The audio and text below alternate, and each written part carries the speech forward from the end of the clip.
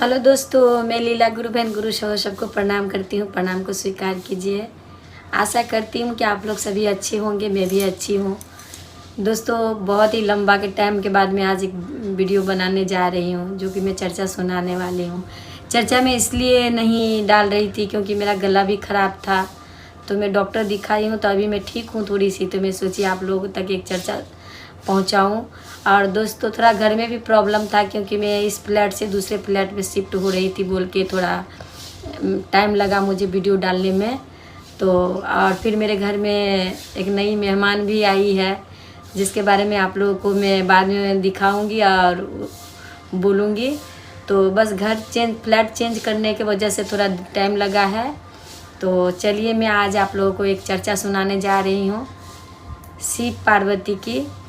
तो माता पार्वती महेश्वर शिव एक दिन सृष्टि भ्रमण के लिए निकले। तो माता पार्वती महादेव से कहे कि हे प्रभु, आप कहाँ जा रहे हैं इतने जल्दी जल्दी तैयार होके। तो महादेव कहने लगे कि हम जा रहे हैं सृष्टि भ्रमण करने के लिए, सृष्टि घूमने के लिए। तो माता पार्वती बहुत ही जिद करने लगी कि आप हमें भी लेके चलिए, हम भी जाएंगे आपके साथ। महादेव कहने लगे कि नहीं, हम आपको लेके नहीं जाएंगे, क्योंकि लेडीज़ कहीं भी जाती है तो कुछ ना कुछ लफड़ा डालती ही रहती है, परेशानी।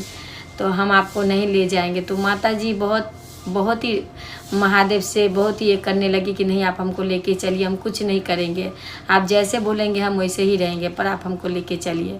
तो महादेव ने माता पार्वती से कहे कि ठीक है, चलो लेकर चलते हैं।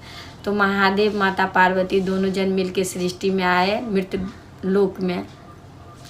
तो महादेव ने माँ पार्वती से कहा कि देखिए, आप यहाँ पे चुपचाप खड़ा रहिएगा, इधर उधर कहीं भी मत दिखिएगा। तो माता पार्वती बोली ठीक है, हम यहाँ पे चुपचाप खड़े रहेंगे, आप संसार में सबको देख के आइए, कौन किस तरह से है, आपके भक्त लोग, इस तरह से आप देख के आइए, हम यहीं खड़े रहेंगे। तो माता पार्वती खड़ी थी और महादेव उनसे कह दिए थे कि तुम कहीं भी इधर उधर मत देखना और अपना जगह पे खड़ी रहना, और अगर देखना भी है तो देखना पर सूरज पूरब दिशा में मत देखना।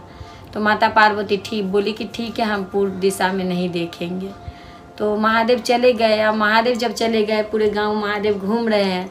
तो माता पार्वती देखी कि कितनी सुंदर सृष्टि है, कितना हरा भरा दुनिया है, ऐसे है मृत लोग, बहुत ही सुंदर, यहाँ के लोग कितने अच्छे हैं। मतलब माता पार्वती भी अपना नज़र इधर उधर घुमा रही है, घुमा के सबको देख रही हैं। देखने के बाद देखते देखते माँ पार्वती भूल गई कि हमें महादेव ने आदेश दिया है कि पूर्व दिशा में देखना नहीं है। पर माता पार्वती ने पूर्व दिशा में देखी तो देखी एक किसान के बागान में बहुत सारा फूल लगा हुआ है, सूरजमुखी का फूल। तो माता पार्वती को बहुत अच्छा लगा, वो जितने सारे सूरजमुखी का फूल था वो पूरी सूरज के ओर मतलब मुंह डाल के घुमा रहता है। आप लोग देखे होंगे, अगर सूरजमुखी का फूल आप लोग देखे हैं तो देखिएगा, ज़्यादातर वो फूल का देखने का दिशा जो है पूर्व दिशा में ही रहता है, जहाँ से सूरज उदय होता है उधर ही उनका रहता है वो। तो माता पार्वती से देखा नहीं गया, बोले कितना सुंदर ये बगीचा में फूल है। तो माँ पार्वती क्या करी कि जा करके वहाँ से 3 फूल तोड़ के अपना हाथ में लेके खूब फूल को अच्छी तरह से देख रही हैं, और देख करके खूब मस्त मगन हो रही है कि कितनी सुंदर दुनिया है, कितना हरा भरा दुनिया है, कितने मतलब पाक पकेरू, कितना सुंदर मतलब ये दुनिया है। इसीलिए महादेव यहाँ आया करते हैं सबको देखने के लिए। तो अब से हम भी आएंगे। तब तक में महादेव घूम के आए और आकर के देखे माता पार्वती से। तो देख के महादेव चौंक गए, बोले माँ पार्वती, तुमने ये क्या किया, तुम्हारे हाथ में क्या है। तो बोली क्या है, ये तो फूल है। तो बोले महादेव कि हम आपको मना किए थे कि आप कहीं भी देख लेना चलेगा, पर पूर्व दिशा की ओर मत देखना, क्योंकि मुझे मालूम था कि आप कुछ न कुछ करोगी, इसीलिए हम आपको मना कर रहे थे कि आप मत हमारे साथ चलो। फिर भी आप माने नहीं, और मान करके हट करके जिद करके आप मेरे साथ आए, और उसका परिणाम ये हुआ कि आप एक किसान के बागान से आप ये फूल तोड़ लिए हैं, जो किसी भी चीज़ को बिना पूछे हाथ नहीं लगाना चाहे। और आप तो तोड़ के अपना हाथ में, तो ये चोरी है, किसी प्रकार से आप चोरी किए हैं उनके बागान में, क्योंकि आप तो उनसे आदेश नहीं लिए कि हमें एक फूल चाहिए चाहे कुछ भी।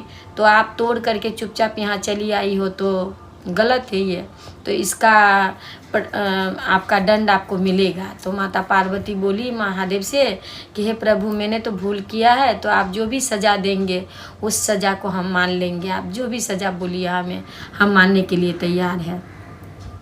तो महादेव ने कहा माता पार्वती से कि जिस ब्राह्मण के खेत में तुमने ये फूल तोड़ा है, उसी ब्राह्मण के वहाँ पे आपको नौकर बन के 3 साल के लिए आपको दंड मिलता है। 3 साल आप उनके घर रहेंगे और उनका जितना घर का काम धंधा जो भी है सब आप करोगी, यही आपका प्रायश्चित है।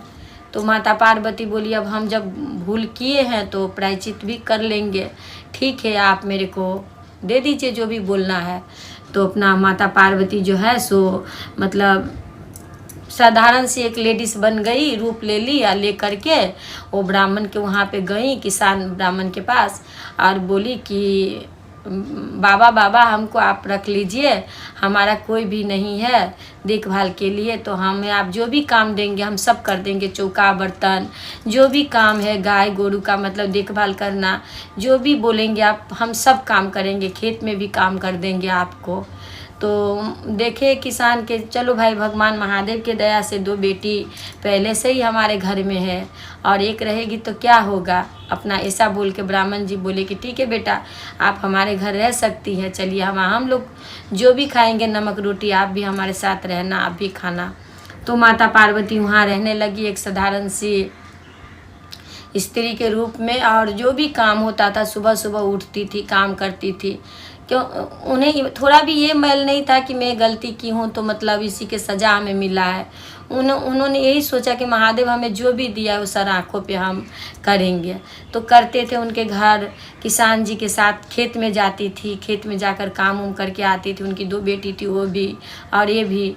इस तरह से वहाँ उनके घर रहने लगे। रहते रहते पता ही नहीं चला कि मतलब कैसे कैसे 3 साल बीत गया। इसी के बीच में आज ब्राह्मण के घर कुछ कल कुछ कल कुछ ऐसे करते करते दिन दुगनी रात चौगनी, ब्राह्मण के वहाँ हर चीज़, कोई चीज़ का कमी नहीं। माँ को जाते ही अब ब्राह्मण पंडित भी सोचने लगे कि जब से बेटी मेरे घर आई है लड़की, तब से हमारा घर में उन्नति हुआ है, कोई चीज़ का कमी नहीं है, हर चीज़ें हमारे पास में। तो बहुत ही मतलब अपने आप को खुश नसीब मतलब सोचते थे कि ये बेटी को आने के बाद चलो हमारे घर में मतलब हर चीज़ का मतलब सुविधा सुख हो गया है, तो बहुत ही खुश थे। तो एक दिन माता महादेव के वहाँ से माँ पार्वती के लिए आदेश आए कि अब आपको नंदी जाएंगे लाने के लिए और आप जो है सो यहाँ पे आ जाइए। 3 साल उनका कंप्लीट हो गया। तो माता पार्वती किसान से बोले कि बाबूजी आज हम खेत नहीं जाएंगे और आप ही जाइए, आज हम घर का ही काम कर लेंगे। तो घर का काम अपना बोले, ब्राह्मण जी बोले ठीक है बेटा, तुम रोज़ जाती हो, आज नहीं जाओगी तो कोई बात नहीं है। ब्राह्मण जी अपनी पत्नी 2 बच्चे के साथ अपने खेत गए और माता पार्वती जो है सो उनके घर में रह गए काम करने के लिए।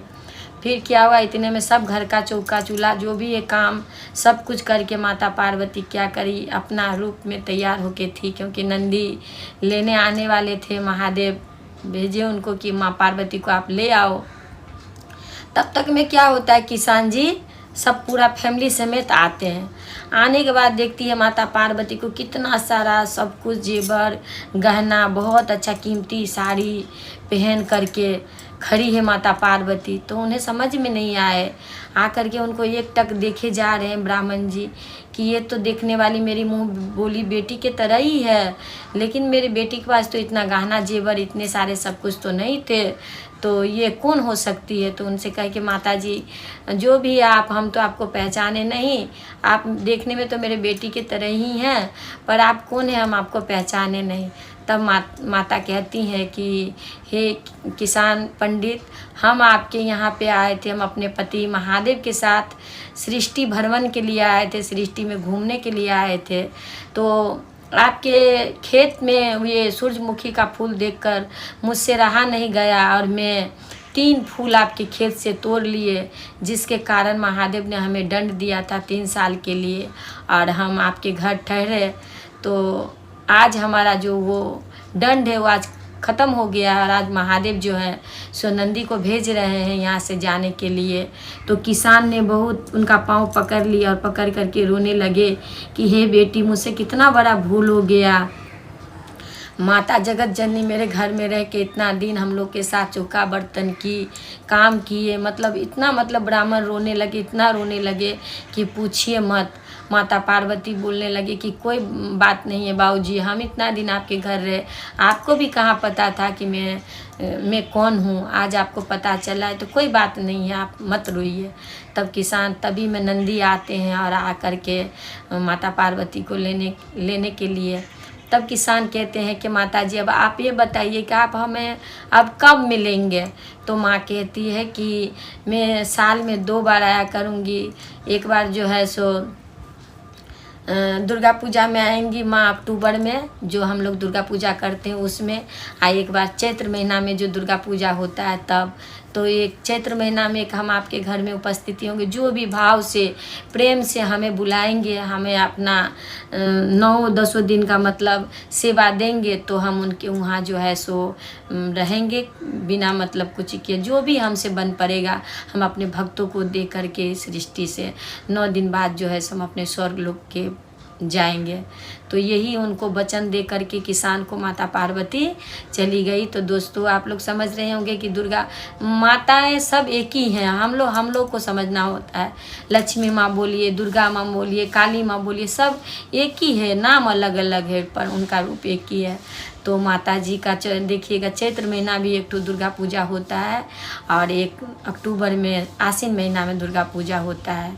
तो माँ हमारे घर आते हैं, हम उनको जो भी हो, जिस भाव से उनको हम बुलाते हैं, जिस भाव से सेवा देते हैं, माँ उसमें खुश होती हैं और जो भी हम लोग को देना होता है माँ हमें देकर जाती है।